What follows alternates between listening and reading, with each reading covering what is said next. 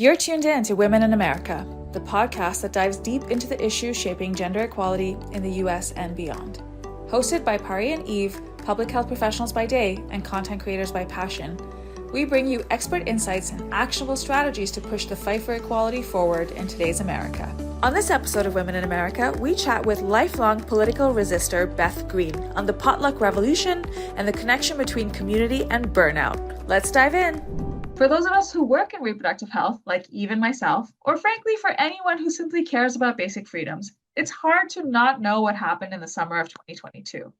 After Trump's appointed SCOTUS judges gave the conservative part of the Supreme Court a majority, those judges came for Roe via the Dobbs decision, and they undid the federal right to privacy, which included accessing an abortion.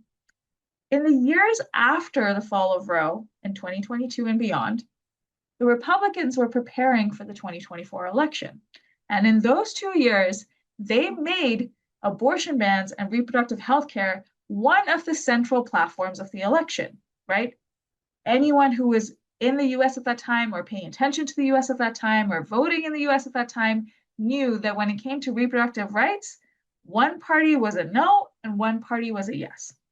The thing is, Republicans realized over time that their focus on abortion and reproductive health was a losing issue for them. They saw time and time again in local elections how being on the wrong side of history, being anti-bodily autonomy, being anti-choice cost them elections, cost them cultural shifts, cost them people who were previously loyal to that party. And so you might think that because we have stopped hearing about abortion and reproductive health as incessantly since the 2024 election, that they have backed off. Turns out all they've done is become smarter about being silent about it. Fast forward to now in 2025, the Republicans hold power in the three branches of government, the presidency, the House, and the Senate. And rather than hear what the American public has been telling them, they have doubled and in fact tripled down on their baseless attacks on reproductive health. And in their most recent attack on reproductive rights, they're targeting, you guessed it, veterans. If you haven't heard, the Department of Veterans Affairs, which I will from now on call the VA, has recently revised their rules around abortion provision to their patients who are veterans. In 2022, after Roe fell, the VA revised their regulations to only provide abortion care within specific provisions, 4 provisions to be exact. The first was cases of rape. The second was cases of incest. The third was if the health of the pregnant person was at risk. And the fourth exception was when the life of the pregnant person was at risk. Now, in 2025, with these new regulations, the VA is getting rid of the first 3 of those 4 stipulations, which means that someone would only be able to access abortion care at the VA if their life was at risk. Now, when it comes to exceptions, the data has shown us time and time again that they do not work, that the practical implementation of exceptions is simply that people die. The ProPublica report that came out in 2024 collected data from states with abortion bans, and it focused specifically on Georgia because Georgia was the very first state to implement an abortion ban in 2019. 2 stories from that ProPublica report went massively viral and in fact became part of the presidential campaign runs, those of Candy Miller and Amber Thurman, both Georgia women who lost their lives as a direct result of doctors not providing them care because of fear of retribution because of existing abortion bans in the state. I bring up Candy and Amber to show that we have definitive proof, in fact, mountains of it, that provisions for exceptions simply do not work in practical implementation. And even though we know they don't work, the truth is that we have been normalized as a country to accept the absolute bare minimum. In fact, the bar is not just in hell, it is underneath hell, because we used to be an environment, a country, a context that valued human rights, where women were seen as equal citizens, where the bodily autonomy of an individual was up to that individual. And now instead we debate semantics and specifics and determine how far along someone has to be towards death before we decide that we are going to cater to their basic healthcare needs. We have seen repeatedly in the Supreme Court case that came out of Idaho, where prosecutors were arguing about which organs were feasible enough for women to lose before they qualified for basic healthcare. So here's my question to you. As you listen to this episode, ask yourself, we are reached a point where we are now fighting even for the inclusion of basic exceptions, when what we should be doing is accepting that any person wanting an abortion for any reason at all is in fact valid and well within their human rights to do so. Even I have been speaking about this phenomenon with several experts in the field. And it is challenging for all of us to see how society is normalizing these absolute bare minimum situations and debating about whether, in fact, we should allow someone who has been sexually assaulted to even access abortion care, because that is what the GOP and the Republicans have normalized for us. And now they're going after veterans who've put their lives on the line, who've made sacrifices, compromises, taken time away from their lives and family to stand up and protect our freedoms and our country. And now that those veterans are back home, trying to access care at the exact facilities that were designed for them to do so, those veterans are not able to access basic freedoms at home. And every one of us needs to stand up to this tyranny and fight back by saying absolutely the fuck not. To help equip you to do that, today I'd like to introduce you to Christina Chang, the Executive Director of the Reproductive Freedom Alliance. RFA is a bipartisan organization that is a collective of 23 governors across states who are combining forces to fight for reproductive freedom. Across those 23 states, 400,000 women vets are going to be affected by this decision. And these 23 governors are stepping up to say, absolutely the fuck not. I spoke with Christina about how RFA has been working to tackle all of these attacks and, frankly, the many more that exist in our society today. And I want to share with you what she said. Christina, thanks so much for speaking with me today. They're coming for the VA now in terms of policy, but what happens at the VA is not staying at the VA, and it is not mutually exclusive from everything else that has been going on in the country. So in your experience working with these governors and now trying to directly combat this restriction that's coming into play at the VA, could you speak a little bit to, like, did that happen overnight? Or did you see it coming because of all of these cultural shifts that are being created with policy and language and narrative and so on? It's such an important question. I mean, I think we have been seeing this shift. It's been a very intentional since Roe was established as, like, and put this sort of federal protection in there, right? There has been this steady erosion that we're seeing state after state and state house after state house and until we finally came to the culmination of this. And it comes from like some of these it's like it is a death by a thousand cuts, as you're saying. The VA, like we talked about that. This is actually it was a very small expansion, and they're trying to tighten even that, right? Mm-hmm. So it's actually a really small example. It's not even talking about like these larger attacks and threats that we see in terms of that have like even higher impact, like for example on the total misinformation that we see trying to put into to question the safety and effectiveness of medication abortion, and despite hundreds of studies and decades of evidence that show that it's safe, effective, option for people who are seeking abortion care. This coordinated move, both at the federal level but state by state, to restrict that access to care, and so that's just another example. So I think there is this steady march, and I think that that's why it's so important for governors to come together to be able to counter that from a narrative perspective, to be able to put this in the context, reproductive freedoms in the context of all of the freedoms that we have, Mm-hmm. that, as you mentioned, in the last 8 months feel like they're under attack, right, from all directions. The importance that we are coming together and using all of these tools to combat, not just and to be able to protect access within these states for the people who live there and the people who are coming now are forced to come to seek care in those states because they can't get it at home. And I think that you talked about these like heartbreaking, completely preventable situations where people are at death's door, or unfortunately, like we're seeing. I mean, this is like it's not hyperbole to say that like people are literally dying because doctors are put into a position where they're not able to provide the care that they're trained to do, and do what they do what got them into healthcare and medicine in the first place. And so, where the governors are trying to do in the alliance is thinking about ways that we can protect that care, but then also be able to expand it, be able to expand different access points, be able to allow different kinds of providers to offer care, to facilitate telehealth. All of those governors are coming together to try to share that. And you mentioned a number of others. I'll just put in a little plug for the expansion of like the idea of like this collective work that governors can do.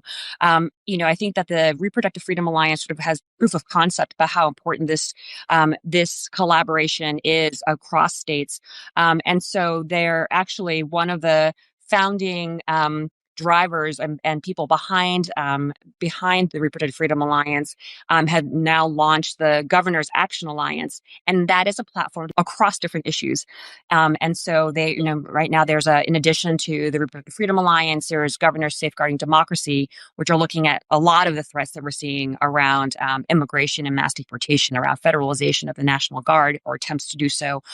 All of these threats to our democracy as well. So just a departure from reproductive health, but to be able to show that we are uniting across states on a range of different issues through the Reproductive Freedom Alliance. I agree with you 100%, and I'm also going to push back slightly. The only thing I disagree with is that defending all of our freedoms is a departure from reproductive health, because as you know, and as I know, reproductive autonomy cannot exist without other autonomy, right? I understand why you said it that way, because you're right. From like a policy perspective, there is a difference. But unfortunately, I think the reason we have reached that point is because we've had several people push us to the point where now we have to think about them separately because everything is under attack. When, let's say 20 years ago, there was not such a distinction between things, right? And like women weren't only, or like folks with uteruses weren't only considered because of their capacity to reproduce. There was also like their freedom to exist, their freedom to travel, all of these things that still exist but are all now under attack. So one, I think it's honestly commendable and speaks to your values as an organization that you are tackling these multiple things because you see people as holistic individuals as opposed to just one element of them. But I think what I would also love to hear from you is, we've been talking about a few different policies, so I'll recap for folks. Currently, the VA, because of a restriction placed in 2022, only affords abortion care to vets under cases of rape, incest, health risk, or life risk. And the VA is now proposing a new restriction that is removing the first three of those and only keeping in place the life-saving provision, which, as we've all seen, does not really hold true in reality or practical implementation, because we've lost several individuals over the course of the last 3 years to these bans because doctors feel like they're both gagged from speaking about something and also essentially have their hands cuffed and not able to provide the care. I wanted to know, Christina, have you also been engaging perhaps with vets to hear like what kind of mobilization is happening amongst that population, or is RFA mostly involved in like the legislative political advocacy at the state level? All policy is rooted in in response to the experiences and trying to address the problems that come up. And so I think that across the board, governors are, talking to and trying to learn from the experience of those who are going to be most impacted. So they are, I think, hearing from different groups that are representing veterans. I think that, the fact that there were 24,000 comments that were submitted to this proposed rule shows, how the voices of those who are experiencing the impacts of these potential changes are making their voices, making their experiences known. And being able to feed into what our policy responses are. And so I think that governors are taking that very seriously. Their staff are always listening to their constituents and to the communities that they're trying to serve at freedom. attack for them. And I agree with you about like just your point that you were saying that about the interconnectedness of this, and that reproductive freedom is, or reproductive health care and that access is one case study, right, about these intersections around access to care, about how it's so fundamental. The decisions that we could be making on our lives is fundamental, and I think that it shows up for reproductive freedom as just one example of what is fundamental for us to be able to have agency over our bodies and our lives, and be able to, I think be able to make the decisions so that we can thrive and our communities can thrive. Yes, 100% agree. RFA has been responding to this new restriction that has come out at the VA through, action that the 23 governors have collectively taken together. Could you tell me a little bit about what that looks like, how you went about getting that started? Simply because while, while the average person is not a governor, I think it's uplifting for folks to hear that there is like this really collective action, and that folks like Newsom or whomever, the other 22 governors are, that they're thinking about more than just their state lines, right? And I think that that is helpful. So I would love to hear from you about how the letter action came about. And then second, what you anticipate might come off that action. When the proposed rule came out, we meet regularly and convene regularly with our Reproductive Freedom Alliance states, and it was almost immediate. Like everyone says, like this is an outrage, right? That this is happening. What can we be doing as a group? And it was a very natural response to say we want to be able to submit comments and be able to tell the story about why this is and how this is impacting veterans in our states, and we want to do it in a collective way too, right?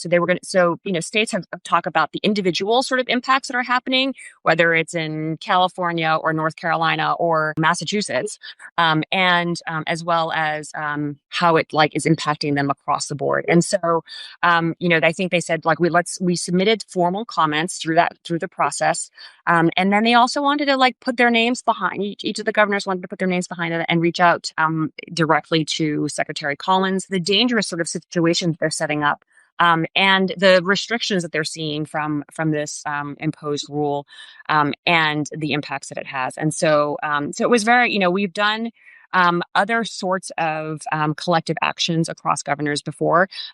During the Alliance for Hippocratic Medicine Supreme Court case that was around involving medication abortion, the governors all filed an amicus brief in support of medication abortion, mifepristone, in particular, safe and available and accessible to people. So there have been other instances. They have written letters to pharmacy chains when they were able to encourage them to carry and dispense mifepristone.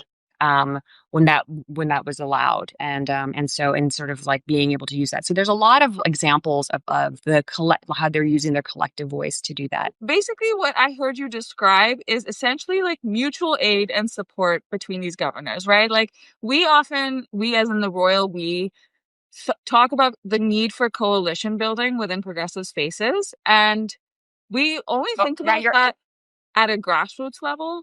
But what you're doing with RFA is like coalition building and mutual aid across states, which is so unfortunately necessary at times like this, right? And I think that there's like a real power in that I think people need to clue into is like, when even I talk about things even other than repro, we talk about climate justice or immigrant protections, all of these things, there's often this like vibe within our comments, within the discourse that we receive is like, well, red states and blue states have a totally different way of dealing with that. And I think that while we are working on the much larger systems that allow people's votes to be more equitable regardless of where they live, there's such a need for this idea of like, okay, let's allow like the folks who all are on one side of this to be able to come together in their collective power and make change for people that live within their states, right? So I just wanted to point out that I really appreciate that there is, an organization that is explicitly doing that to say like, okay, we're going to take the like resources and infrastructure that a state like California has and combine that with the resources and infrastructure that a smaller state like, let's say, Rhode Island has. And the idea is that it's mutually beneficial. It allows there to be this like community within what seems like a vacuum of very loud anti-choice voices, right? So just want to express gratitude to you for, first of all, coordinating an effort like that, because I imagine it can't be easy, especially given like the constant attacks that are coming. Governors they're the chief executive of the state, right? They have extraordinary, authority and powers. They control budgets. They sign legislation. They have executive authority over agencies, and so they can do regulation. They can do executive actions like executive orders. They can use the bully pulpit as well, right? And use their platform to be able to get accurate information out there to people about how they can access services. So there's an enormous toolbox they can use every day in every way to make their lives better. I think that what is really unique about RFA is that it creates this platform for governors then who are like-minded and looking at similar goals to not be acting in isolation from each other. A way for them to be able to coordinate, collaborate, to share best practices, to problem solve together, so that they can sort of be able to innovate together and then bring those things to scale. There you have it, folks. That was Christina Chang, the Executive Director of the Reproductive Freedom Alliance. I specifically wanted to introduce you to her work with RFA because I think it really emphasizes the importance of state and local elections in dealing with these issues that might seem like they can only be impacted federally. RFA is doing the work at a state level and really combining collective power across states of governors. And like I said in my chat with her, while we might not all be governors, there are actually things that a lot of us can do. Christina and I wrapped up our conversation by talking about the actions that every average American can be taking to combat this specific attack against the VA. The first one was making public comment on these proposed changes to the VA regulations on the regulations.gov website. Even I shared that call to action in our socials last week. The second is to amplify organizations like RFA. One of the things that is hard about being in the business of caring about people at a time where it feels like our lawmakers don't, is that every time we give people a call to action or we share a piece of news or we share an update, it just feels like it's bad news, that it's this horrible thing that we're about to tell you to do. So this time, I actually have a very happy piece of action for you. When I say amplify the work of organizations like RFA, what I mean is that there are 23 governors coming together across states to fight back against this horrible regulation simply because they believe that women should have human rights, that it is a right thing to do, and that they should be leveraging their collective power to do this. So I think that you should go ahead and tell these 23 governors, especially if they're one of your governors, thank you. And I think that could be as simple as tweeting at them or sending them a little note or calling their office. All of that helps. It is rare for our lawmakers to receive positive encouragement, and this is an opportunity to do that. Another way to support organizations like RFA is if you are able to give towards the causes that they're supporting or to the organizations themselves. So when it comes to combating this new regulation that the VA is proposing, those are 3 actions that you can take today to try and stop. So get cracking and let's stand up for our vets like they've stood up for us. Thanks for tuning in to this episode of Women in America. If you enjoyed it, share it with your network and follow us on social media at women_in America. See you next week.